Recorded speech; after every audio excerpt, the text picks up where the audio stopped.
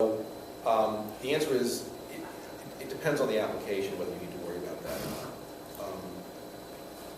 not. Young lady, if you don't mind saying your name and where you work to. I'm Falana Patterson, and I'm a business editor at the Associated Press, and I'm actually the person who's implementing our automation project in Business News and working on the earnings project.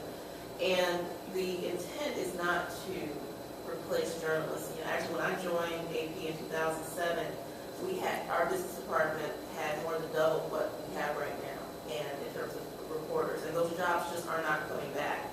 Here and there, we've been replacing people and filling in when people leave, but the economics of the industry just are that we cannot afford to have that many journalists, and so the earnings stories are a very commoditized product at this point, and we've noticed our competitors, Reuters, Bloomberg, et cetera, pulling back on what they've been putting out. And we continue trying to put out that same volume of earnings stories for years. And with the shrinking numbers in the newsroom and the shrinking revenue, because our members in newspapers around the country, they asked for givebacks. They could not afford to pay us what they were paying us. And we had to start looking for revenue streams from other areas like mobile, which is growing, but it's not growing to replace that revenue that we lost.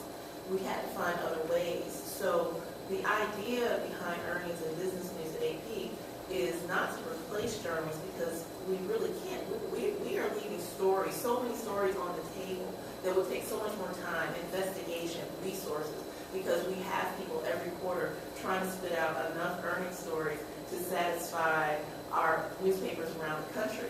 And sometimes that story that a reporter works on about a company in Ohio, it might not have a whole lot of relevance or interest to many of our customers, but it's extremely important to the Agricultural Journal, or it's extremely important to the Cincinnati Enquirer. And so that's what we're trying to do. We're trying to serve those customers and still do more meaningful stories. And so it's an experiment right now. We're hoping it works, because we really want our journalists to be able to do more meaningful work.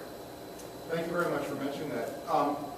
In giving that service, though, Larry, you brought up the comparison to automated driving. We're not going to talk about automated driving, but the thing I thought of was, well, in driving, when one has an accident, normally one finds who's at fault, who's not at fault. And that is basically accountability.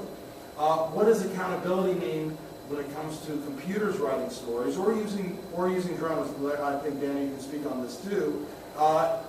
Human beings make factual errors or different types of errors when it comes to storytelling, and there's an accountability process there. What happens to accountability when it comes to this? That's a really great question. I mean, that's a really important topic, and it's something we have wrestled with a little bit. I mean, first of all, the reality of any data-driven model for journalism, whether it's humans using the data to write a story or whether we're going to automate the story generation from those data, if the data are bad data, you're going to have a crappy story or a wrong story. And so I think there's a lot of big issues in data integrity, in data, in sort of data chain of control of data and things like that. These are gigantic topics way beyond my technical expertise, but I guarantee you that there's a tremendous amount of work going on right now in understanding how, where data come from, how they're collected, understanding their properties and being able to maintain that.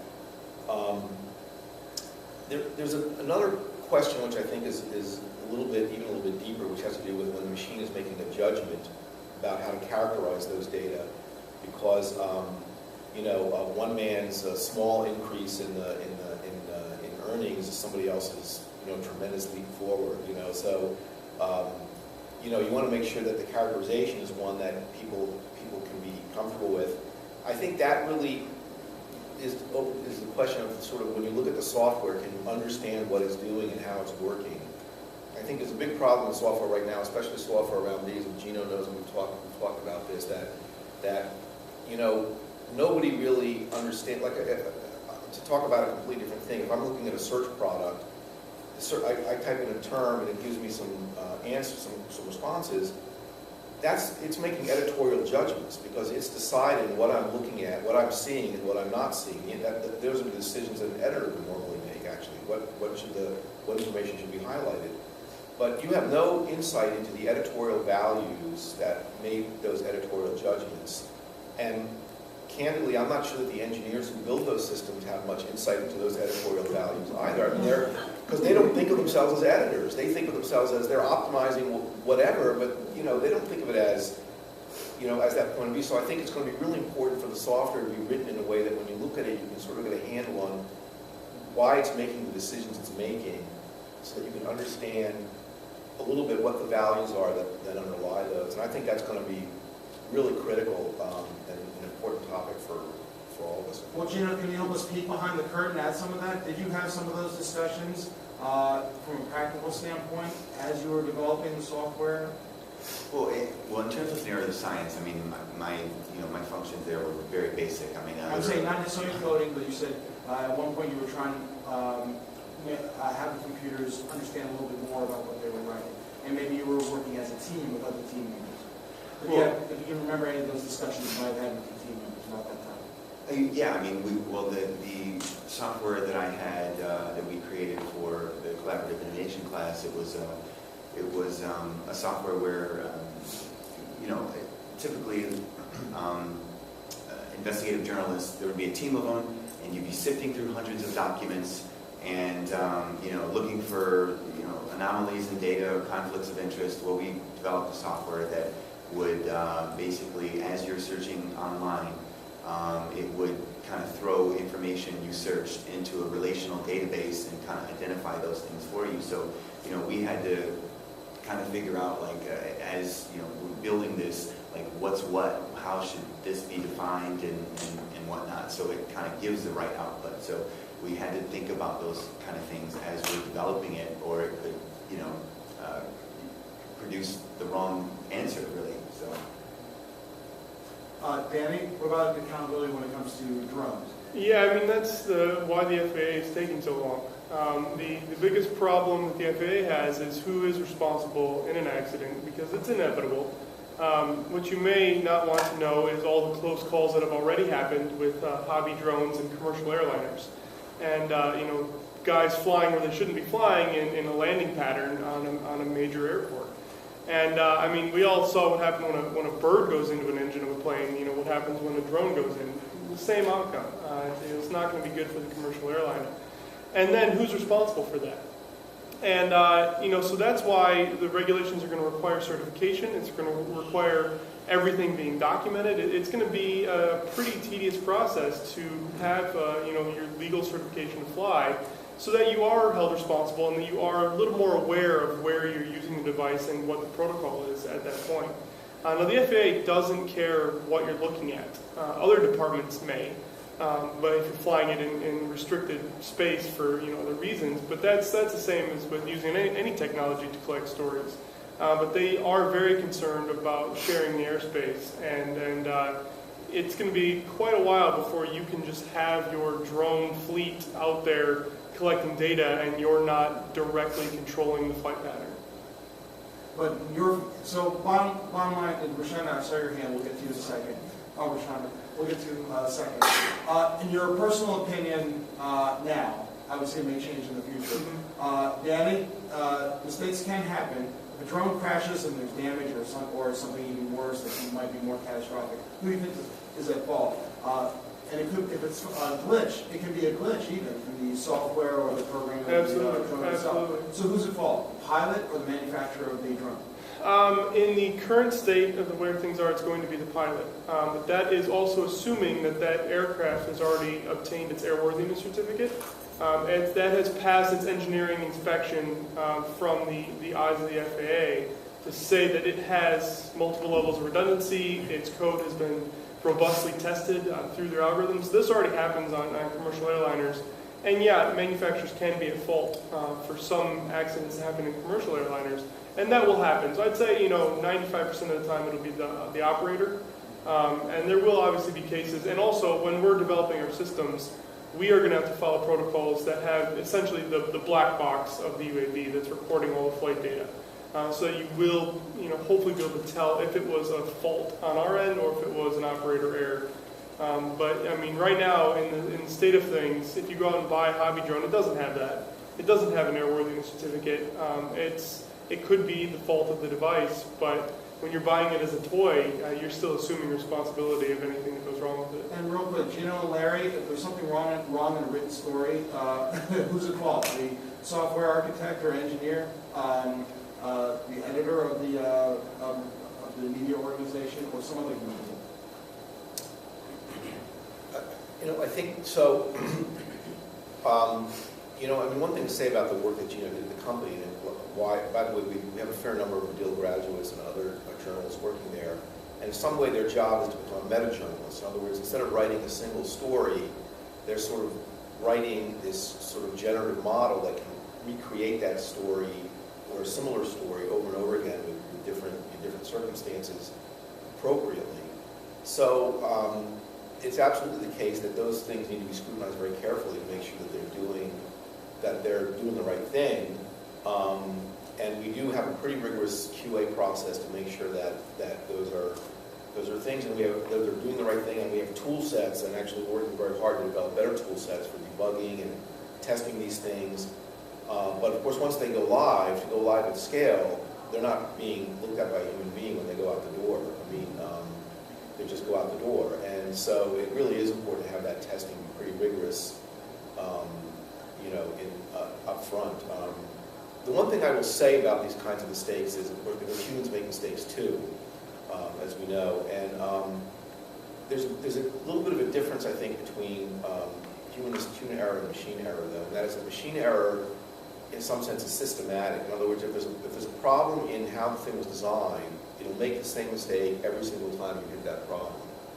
Whereas people are a little bit more variable. I mean, they might have been distracted that day, or they might have been angry that day, or all kinds of things can figure into why they ended up writing the story the way they did, or driving the drone the way they did, or the car the way they did.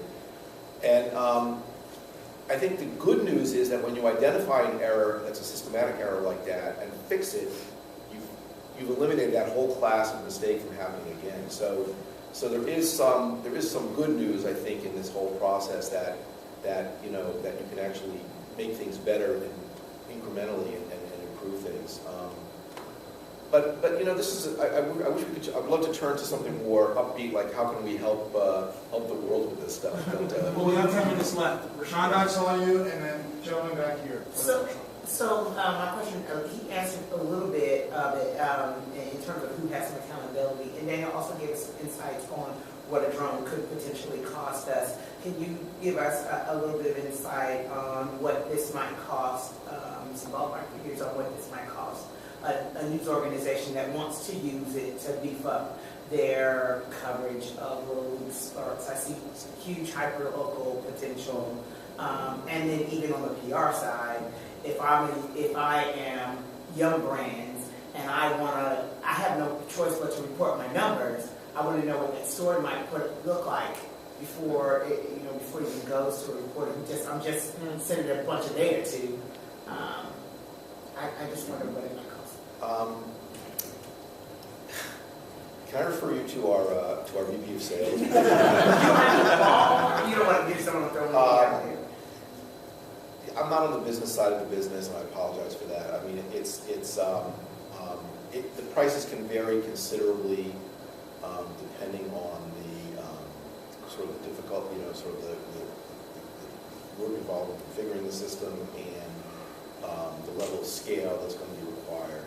But in general, you can expect that the price will drop per story as the number of stories you're writing increases. So for an organization like Game Changer that we're generating many stories for, I think the prices are pretty reasonable. Okay. So, Dan, did you want to go briefly over the prices again regarding drone? Yeah, the price is it drops almost every day. When we started this, when I started this research 5 years ago, it was you couldn't get your hands on a device for less than $10,000. And a lot of that was processing power, lithium polymer batteries, which are becoming more prevalent. Today, you can easily get one for $300. You can get a good one for $1,200. You can get an exceptional one for $5,000. Now, I also threw some up there for reference that they do sell for $50,000 and $100,000. Now, those you're getting a lot more advanced capabilities that typical journalism wouldn't require. But they are available, and so there's a very wide spectrum of that. Our business model with our first customer is actually at an hourly basis, so they essentially rent it from us. And that's another business model that you're starting to see as these devices become more available, especially when you don't need it every day. It's going to sit on your shelf most of the time. Say you only need it for the one story, and you don't want to spend even the $1,200, and you could rent it for $50. There are companies that are offering that as well. So, ourselves included. When they rent that, does that come with the person who's going to operate it for what your need is? There are lots of options. We offer both. So we have rented it to someone to go operate themselves. We can also rent it. We send one of our own operators. Danny, could you talk a little bit about security? I know you mentioned the FAA doesn't care, but I know there was a story this summer recently where a lady was complaining because there were droids, in her outside her condo for days and days and days, and she was concerned about privacy and security, that somebody was watching her, and I think it was a real estate situation. Yeah, it was. But who do you call? I think she called the police. So Yeah, and it's not the FAA's concern, which doesn't mean it's not our concern, but it is definitely not the FAA's concern because they're only concerned with airspace safety. But it's just like any other high-tech device. Like if you're using a telephotic lens to spy in someone's backyard, that's no different than flying a drone over their property.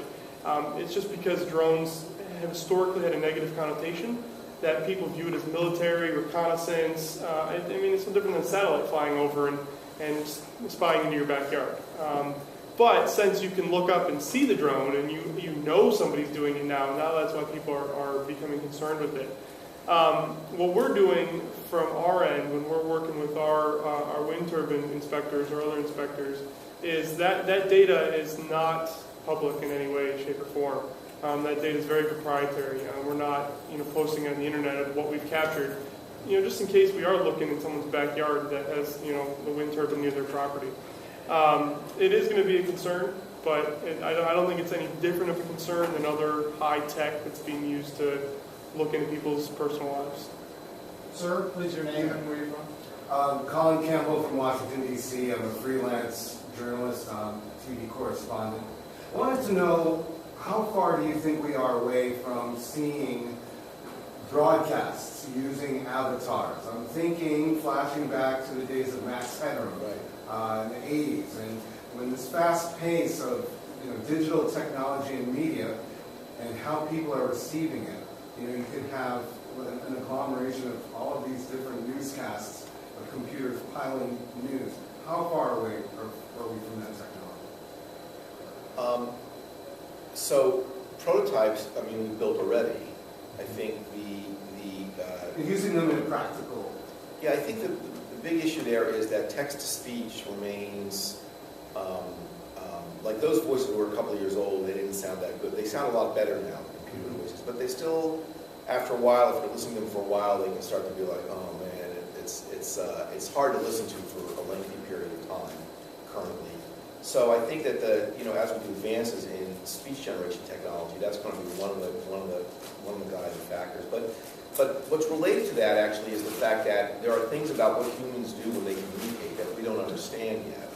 And so, from speaking as a researcher, one of the interesting things about trying to automate things is that you actually, when you see the gap between what the computer can do and what you actually wanted and what people can do, that's when you discover something really interesting about that task and about people and how they communicate, for example, and the expressive power that people have in their faces and their gestures and their tone.